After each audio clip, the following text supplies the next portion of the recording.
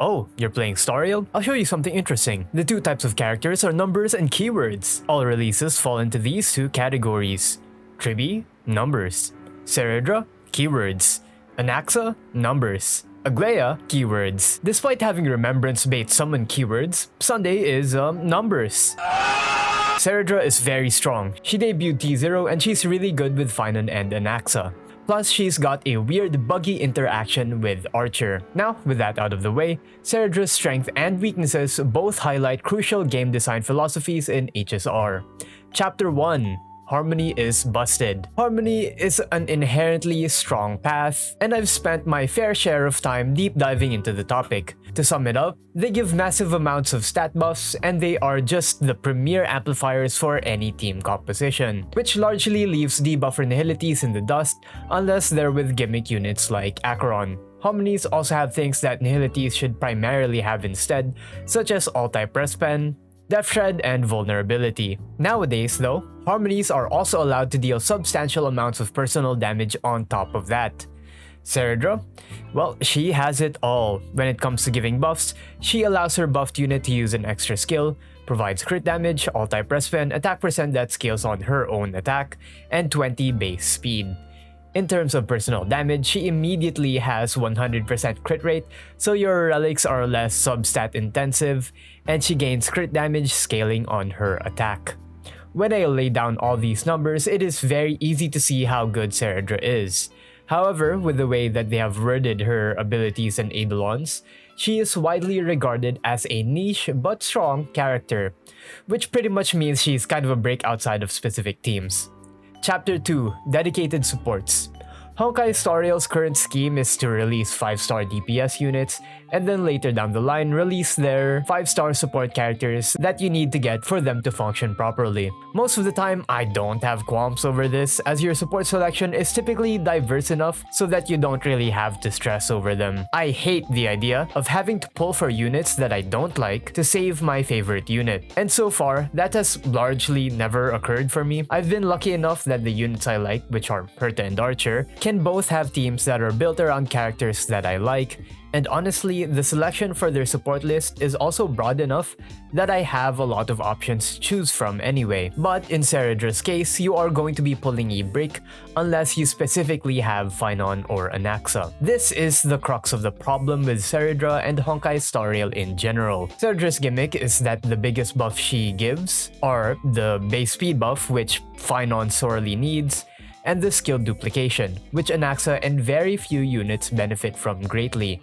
The skill duplication also happens at a weird, semi-frequent rate. Assuming Cerydra uses her skill and ultimate once, the skill duplication triggers every 3 turns. Now, the effect itself is decently strong.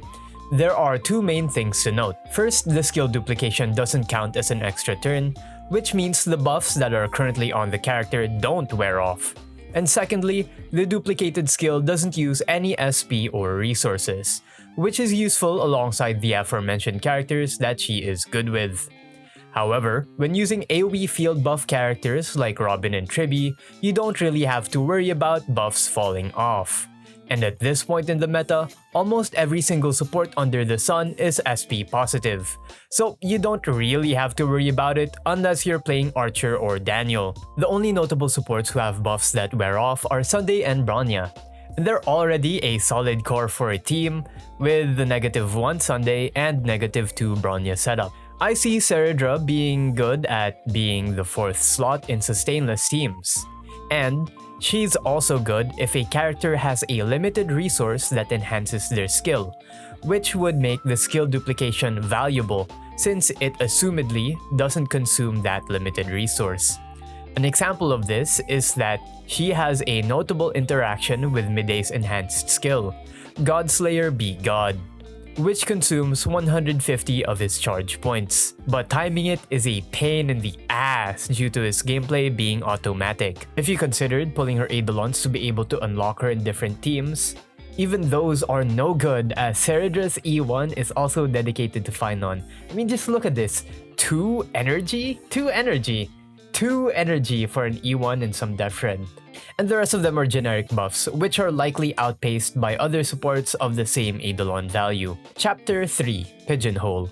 Cerydra is the strongest in her extremely specific spot. To some, this might be a blessing as you assume that no one will power creep her in her own niche for a long time. To others, this restriction in team building forces her into a pigeonhole that she will never escape from. For the dev team, this also forces them to constantly think about Cerydra if they ever design a wonky enough character that relies on skill reprocs like Phynon. In fact, I could probably homebrew another original character to save Cerydra. I've already made an SP-hungry mono-quantum kit before Archer released, and I wonder if I can predict what Hoyoverse is cooking again. Let me know in the comments if you'd be interested in a video like that. Now, you might ask, is this even that bad?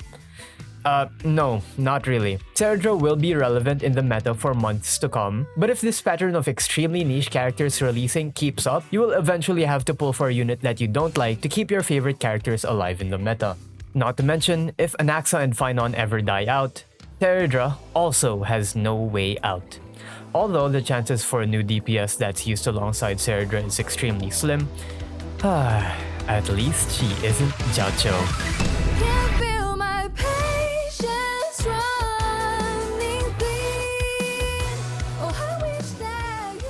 If you enjoyed the video, please hit the subscribe button. I really wanna hit 1K soon. Thank you. I feel so sorry for the Jiacho fans out there. He was advertised both as a vulnerability amplifier and a dot unit, and he sucked at both. For most of his lifespan, he was an Acheron slave, and now he's been thoroughly power crept in both of his niches by both, Tribbie and Cipher. Yeah, Cipher. I think the same fate could potentially await Cerydra, but who knows. By the way, the reason I'm complaining about Cerydra specifically and not Hyacine is, well, let's face it. If you play Dot and you like Kafka, the chances of you also liking Black Swan and Hyacine is 100%. I'd be surprised if there's anyone watching that likes one of the dot units but not the others. And for the record, I actually really like both Phynon and Anaxa. They're both cool. Further on this topic, the one unit I had to pull but didn't like was Ruin Mei, and I'm still a little queefed about having to get her for Firefly, but that's water under the bridge at this point. I pray that your faves have dedicated supports that are also your faves. Everything is getting nicher and nicher, and there's no turning back. That's it for me. My name is Kyte, and tell me your thoughts on this issue. I respond to each and every one of them. See ya. Peace.